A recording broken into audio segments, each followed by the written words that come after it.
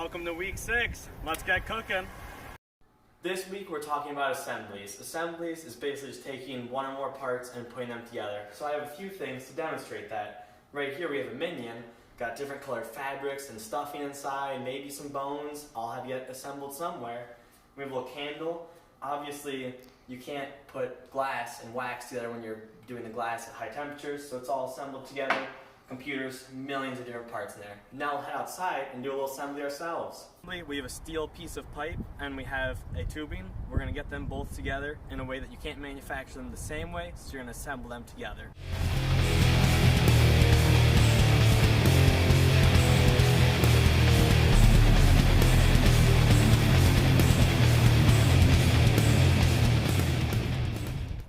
So now we have fused together two separate parts, creating an assembly of this fitting and this tubing.